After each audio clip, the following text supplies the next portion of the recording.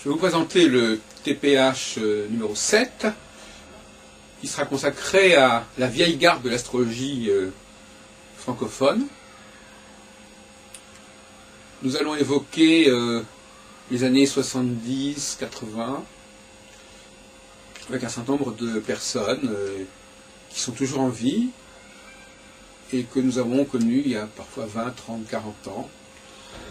Et j'ai été très heureux de les revoir.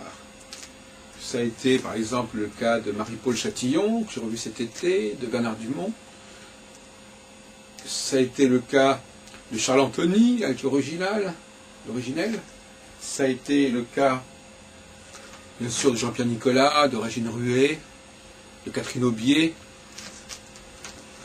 Ça a été le cas de, il y a quelque temps, déjà de Julienne Sturm, Mulette, que nous avions fait revenir 30 ans après le congrès de 74. Et donc, effectivement, nous évoquons ainsi, avec d'ailleurs des amis anglais, comme Geoffrey Cornelius, qui était en 78 à Lille, comme Patrick Curry, avec lequel nous avons organisé en 1984 un congrès au Warburg Institute. D'ailleurs, c'est l'occasion de dire que nous allons désormais avoir des films en anglais.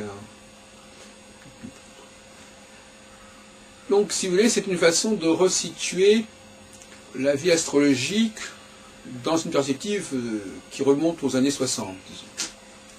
Alors, c'est quand même une autre perspective que celle qui consiste à croire que l'astrologie a débuté en France dans les années 90. Il y a quand même 30 ans avant où il se passait pas mal de choses, aussi bien au niveau de la recherche, de la pensée, qu'au niveau du rayonnement de l'astrologie francophone et française à l'étranger. Tout ça, je l'ai évoqué dans des guides, le guide de la vie astrologique, le guide astrologique, effectivement. Quel sera l'avenir de l'astrologie française au cours des 20 prochaines années? Moi, je pense qu'elle va être plus intéressante que ce qui s'est passé depuis 20 ans. Je pense qu'il va y avoir un renouveau de l'astrologie française, de ce que l'astrologie française a à dire au monde, et notamment à l'Union européenne. Et par conséquent, avec ces contacts que nous proposons, avec les téléphones, les adresses, les mails que nous nous proposons, vous pourrez vous replonger dans ces années déjà lointaines, ces décennies qui nous ramènent à la veille de mai 68, puisque nous sommes en 2009. Et bien entendu, ça va dans les deux sens, à la fois des gens que j'ai rencontrés, mais qui m'ont connu aussi, qui m'ont connu quand j'étais beaucoup plus jeune, et qui pourront témoigner un petit peu de mon itinéraire, de mon attitude, de mon évolution. Et bien entendu, ce TAPH 7 est aussi à considérer comme une introduction à tout un ensemble de documents que nous mettrons en ligne par la suite, d'archives, films, photos, cassettes, et qui viendront étoffer ce numéro de Téléprovidence Hebdo numéro 7. Nous avons en effet une très grande collection de documents, ce qui nous évite d'ailleurs de faire appel à des sources extérieures ou à des gens qu'on ne connaît pas. Le mouvement astrologique que j'ai fondé en 1975 a accumulé un énorme réservoir de documents de toutes sortes qui méritent d'être mis en ligne. Et je pense que la mémoire d'ailleurs que l'on peut avoir de ces documents est très faible. Il faut véritablement les voir, les entendre pour se rendre compte de la puissance de ces documents. Le temps estompe, efface les souvenirs, ou les réduit à ce qu'on voudrait qu'ils soient, ce qu'ils auraient pu être, ou dû être.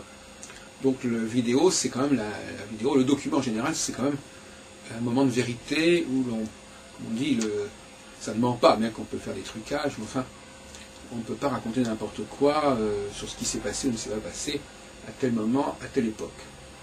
Donc la vocation de ce TPH7, c'est de rééquilibrer les relations que nous avons du milieu astrologique, de la vie astrologique en France au cours des 40, voire je dirais même des 50 dernières années. Nous n'avons pas retenu dans ce TPH7 les personnes qui sont décédées, puisque par définition notre démarche est effectivement de permettre des contacts avec les personnes en question, à moins d'aller évidemment interroger les médiums. Donc nous avons, cela dit, nous aurions aimé, bien entendu,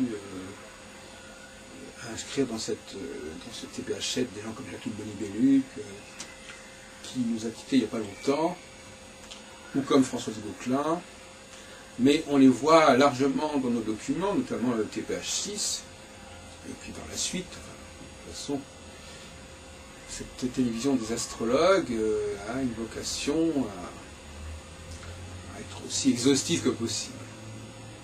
Donc nous souhaitons une très bonne promenade sur notre antenne, en quelque sorte, et nous vous remercions d'être fidèles à notre production.